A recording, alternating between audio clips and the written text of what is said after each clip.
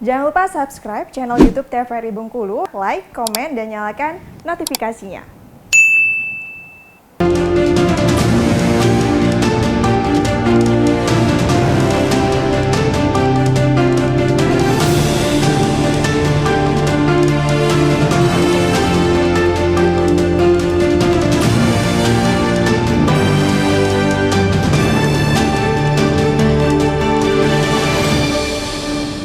Anda kembali menyaksikan Berendo dengan tema kita yaitu hukum perlindungan konsumen. Kalau tadi kita cerita kalau misalnya banyak sekali ya produk-produk yang dijual di pasaran ternyata tidak BPOM atau ternyata tidak melalui bea cukai misalnya seperti itu kan, dan sehingga menimbulkan kerugian bagi para konsumen. Sebenarnya untuk perlindungan hukum konsumen ini apakah sudah berjalan dengan efektif atau tidak kalau dari Ibu sendiri, Bu? Menurut saya sih belum efektif karena itu tadi masyarakat sendiri belum menyadari akan haknya, sehingga ketika penerapan Undang-Undang Perlindungan Konsumen tidak hanya dari pihak pelaku usaha tapi juga dari pihak konsumen sendiri. Ya, konsumen sendiri sebagian besar belum menyadari akan hak-haknya, sehingga tadi ketika merasa dirugikan atau merasa belum mendapatkan haknya, ini belum memanfaatkan itu. Sehingga kalau menurut saya memang belum efektif karena ini terkait dengan kegiatan bisnis, kegiatan ekonomi yang terus berkembang, termasuk di era sekarang ini terkait ya itu memang Undang-Undang 99 ya. Sekarang ini kegiatan ekonomi atau produk melalui bisnis ini sudah berkembang, termasuk dalam transaksi jual beli dan sebagainya. Ini belum mengatur ke sana, walaupun di dalam Undang-Undang ITE itu sudah juga tercakup, tapi belum menurut saya sih belum efektif sih ya, karena efektivitas satu hukum itu tentu dalam penegakannya dipatuhi oleh para pihak yang terkait di sana, dipatuhi oleh pelaku usaha dan juga dimengerti oleh konsumen artinya dilaksanakan oleh para pihak atau sasaran dari yang diatur oleh satu undang-undang. Oke, kalau dari Bang Sudi gimana, Bang Sudi? Efektif atau tidak perlindungan hukum konsumen dalam saat konteks ini? tertentu dia bisa efektif dan tidak efektif gitu.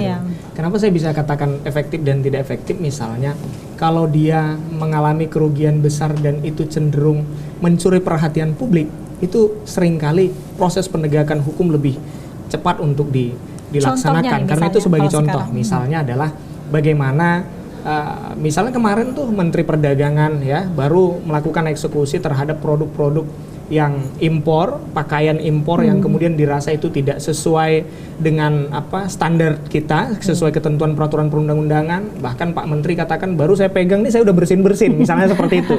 Dari standarnya kemudian karena itu mencuri perhatian publik seperti itu loh. Sebagai menteri kemudian melakukan tindakan langkah yang kemudian represif gitu. Atau kemudian dalam produk-produk tertentu yang mengancam jiwa katakanlah, dan kemudian itu disorot secara media, mencuri perhatian publik, padahal itu sebenarnya sudah banyak yang memakai dan itu menjadi brand ternama, tapi ternyata kita nggak sadar brand ternama itu justru sebenarnya juga mengalami permasalahan. Nah itu biasanya seringkali proses penegakan hukumnya akan lebih efektif. Kenapa? Karena dia mencuri perhatian publik, maka kemudian dicari proses penegakan hukum itu supaya menjadi contoh ke yang lain untuk tidak terulang. Tapi kembali lagi seperti diskusi kita tadi, jangankan bicara proses penegakan hukum efektif atau tidak efektif terhadap perlindungan konsumen. Konsumen seringkali abai, maka dia bertanya, ini kalau saya mengalami kerugian, kemana saya harus kemudian mengadunya? Nah, kalau secara hukum, secara undang-undang kan kita boleh komplain paling tidak yang pertama kali kepada pelaku usaha ya Ibu. Kepada pelaku usahanya saya tidak dapatkan nih yang sesuai seperti ini begini. Kalau sambutan pelaku usahanya baik, mengganti dan lain sebagainya, selesailah itu. Tapi kalau kemudian tidak selesai, lalu kemana? Bisa jadi secara peradilan, bisa jadi di luar peradilan. Tapi mendengarkan kata peradilan dan tidak peradilan saja masyarakat sudah anti seringkali. Nah, padahal di situ sebenarnya itu menjadi patokan ya bagi aparat penegak hukum dan pemerintah untuk melakukan langkah sebenarnya. Paling tidak masyarakat harusnya ketika merasa dirinya benar, sesuai dengan pesanan atau sesuai dengan barang yang diinginkan berbeda dari yang dipromosikan, atau katakanlah misalnya saya ingin beli madu, tapi saya dapat gula tuh, misalnya gitu. Saya bukan dapatkan kesehatan, bukan dapat energi, yang ada ini dapat gula gitu loh. Jadinya itu kan bermasalah secara hukum. Nah, harusnya hal-hal yang seperti itu mendapatkan paling tidak pencegahan lebih dulu kepada pemerintah. Kenapa? Karena kalau kita mengharapkan saya harus melaporkan satu botol madu itu dalam sebagai masyarakat, saya kira saya akan menghabiskan waktu lebih banyak. Mungkin seperti itu ya Ibu ya, dalam tanda petik.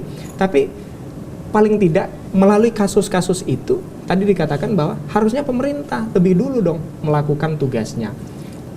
Kedua, kalau kita sudah mengadu ke pelaku usaha sebelum ke proses penegak hukum, kita bisa mengadu ke Dinas Perdagangan. Dinas Perdagangan kita apa yang mengalami kerugian misalnya. Nah, perdagangan teruskan nggak itu, lakukan nggak itu di bawah.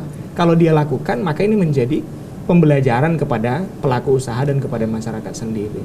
Saya kira di situ Mbak Agnes bicara efektif dan tidak efektifnya, karena bicara hukum itu bicara hal yang sangat kompleks. Tetapi sosialisasi itu dilakukan agar kemudian masyarakat lebih welcome dengan hukum itu sendiri. Tak jarang juga kadang kalau misalnya kasus-kasus seperti ini tuh booming ketika sudah ramai di media Betul, sosial, ya. mereka bukan hanya itu. berdasarkan pengaduan gitu. Betul. Kalau Ibu sendiri gimana Bu melihat sekarang ini? Banyaklah pengaduannya di media sosial ya ketimbang pengaduannya di sebetulnya kalau persoalan konsumen atau perlindungan konsumen ini sudah tersedia sebenarnya lembaga perlindungan konsumen swadaya masyarakat atau yayasan perlindungan konsumen.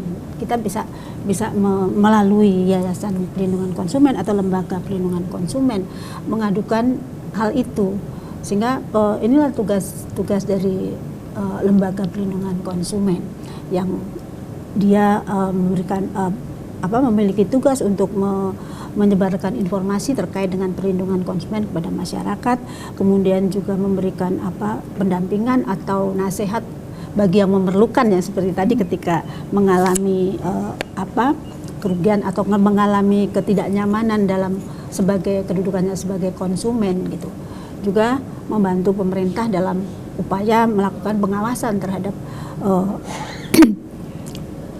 perlindungan konsumen tadi yang terkait dengan perlindungan konsumen. Tapi layanan perlindungan konsumen ini semua hal diproses atau tidak semuanya? Kadang-kadang kan kalau misalnya konsumen ini melebay-lebaykan ya, berlebihan seperti itu, yang merasa dirugikan padahal tidak terlalu seperti itu gitu ya. Ya tentu sesuai dengan ini tadi ya, karena melalui satu prosedur, karena belum tentu juga itu kesalahan pelaku usaha kan ketika dia memproduksi, dalam proses produksi ini ada di pelaku usaha, tapi ketika itu didistribusikan dalam perdagangan belum tentu, karena kan dia produksi sesuai dengan standar yang ada, yang sudah ditentukan sesuai dengan kewajibannya. Tapi ketika itu didistribusikan, diperdagangkan, ini sudah ada beberapa pihak, termasuk juga konsumen sendiri, gitu. Jadi tidak tentu berproses gitu, tidak langsung ya, dilihat dulu apakah ini merupakan tanggung jawab pelaku usaha atau pihak yang lain gitu. Karena kadang-kadang ketika didistribusikan dalam pengangkutan misalnya, dalam penyimpanan, ini juga bisa menimbulkan produknya misalnya ini ya bisa menimbulkan terkontaminasi misalnya produk makanan gitu dan sebagainya. Termasuk juga perilaku konsumen sendiri. Baik Bang Sudi, sepertinya Bang Sudi kita tahan sejenak sudah ngomong di pembahasan kita. Pemirsa, kami akan jeda sejenak setelah pariwara berikut ini. Tetap bersama kami dalam acara Berendong.